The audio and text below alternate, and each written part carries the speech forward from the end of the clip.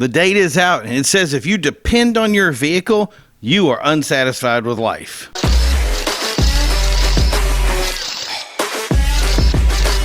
Hey everybody, welcome back. I am your host, Primo. This is Carside Chat. I think it's going to be kind of a short one today, but I had to go over this. A interesting survey crossed across my desk, and it says that data is clear that the dependence on vehicles makes people unsatisfied with life. And this was evident from a national survey, so this is big. You should pay attention.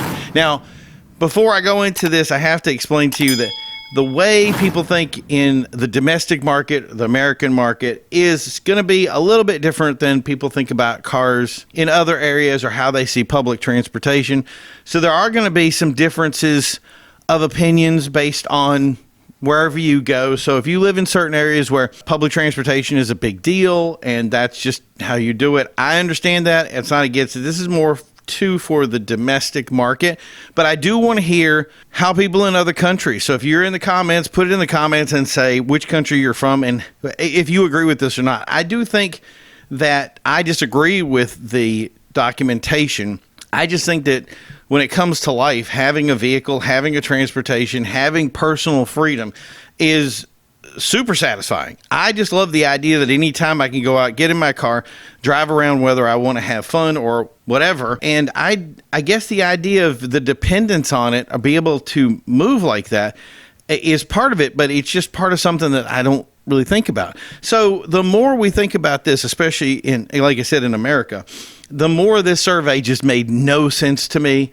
I didn't get it. So I really was kind of like, where are they going? How was this thing made? What was the goal of this? So the more I did the research on this thing, the more it got like, oh my God. So anyway, 2,155 people were surveyed. Just 2,000 people, folks. That's a U.S. national survey, which says 92% occupied housing units have at least one unit. So whatever house it is, you're at least going to have one vehicle there. I would say in most cases, America, you're going to at least see two. It does say 69% commute to work with it. It's 3% just they use public transportation, that they get on a bus or they get on a train or they take a cab or an Uber to work. That seems like a very given number, if you will. It probably is actually a little bit low in some areas, but 87% of the people use their car daily. And I was actually amazed that number was actually, I think that's low. I would think that most people use their car on a daily basis. You just get in your car, you drive around, you can do whatever you want. But 87%, I'm not going to argue with that number. So it kind of seems that these numbers at first kind of make sense. 92% have at least one vehicle, 69% commute to work with it, 87% use their car on a daily basis, with only 3 people using taxis, buses, whatever. So to sum it up, if you use your car more than 50% of the week for what's called out-of-home activities, so I'm guessing that's not applying to work or not applying to other things, but let's just say out-of-home activities, I tend to want to add it all together, but that your life satisfaction is decreased.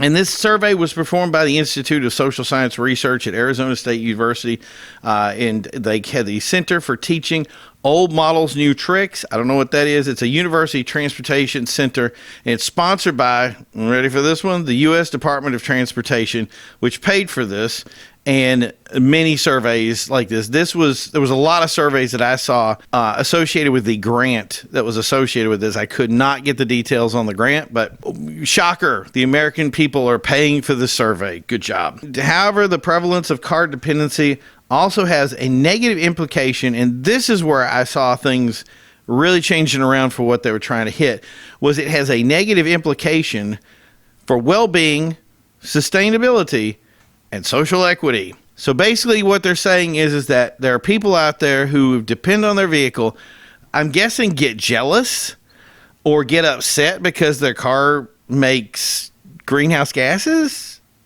None of that's even there, but the implications of well-being, I don't know what they're talking about.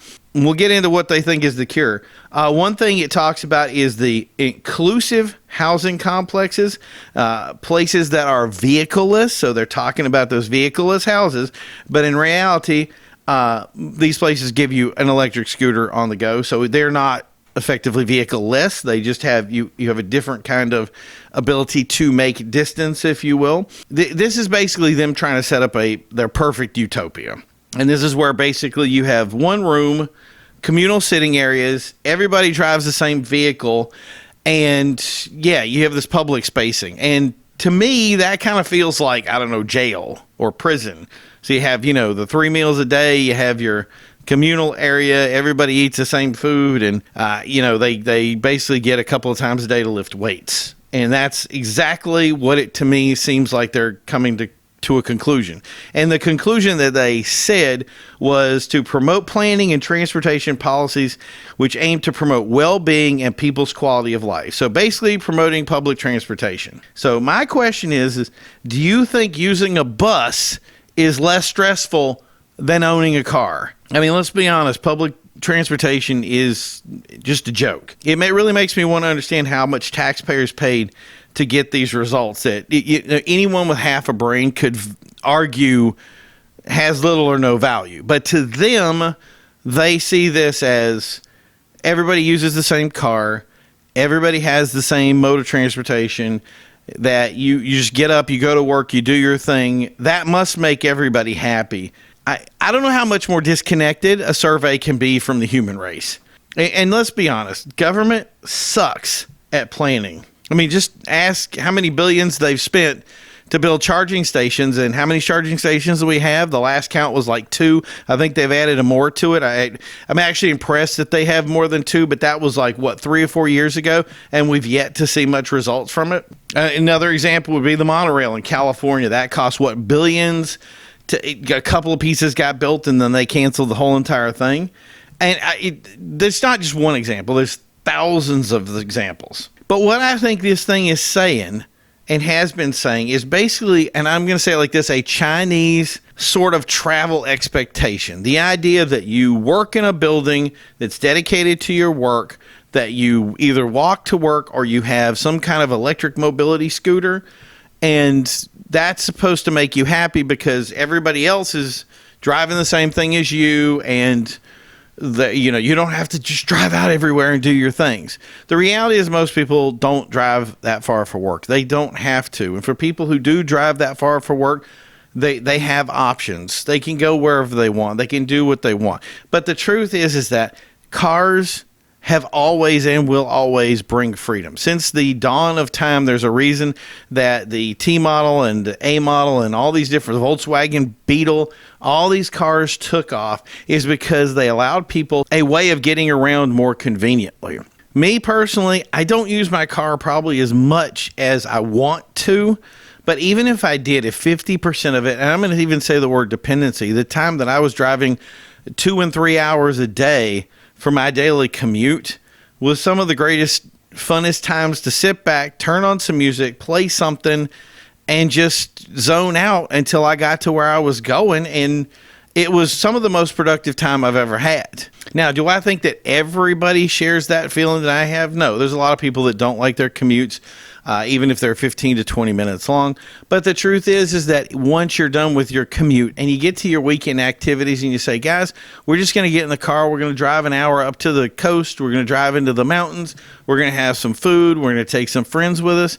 Maybe that's something that if you don't think about that you should. If you have time to hang out with friends and have fun, do it. Those are probably some of the most rewarding times of your life, is to have these big road trips. As a kid, it's one of the biggest things I remember is going up to the mountains, having a picnic, and going to see all these curio shops and stuff that was where I lived. And it was still such a blast to get in the car and drive and be able to go wherever I wanted. And to do that stuff, yes, I was dependent on a vehicle. I would not be able to do it with an electric scooter. Here's my thing. Stop giving out money for grants. This is why I think that the new administration has put Elon and Vivek in the place that they have to do the research that they have, just because money like this is spent to say something to us.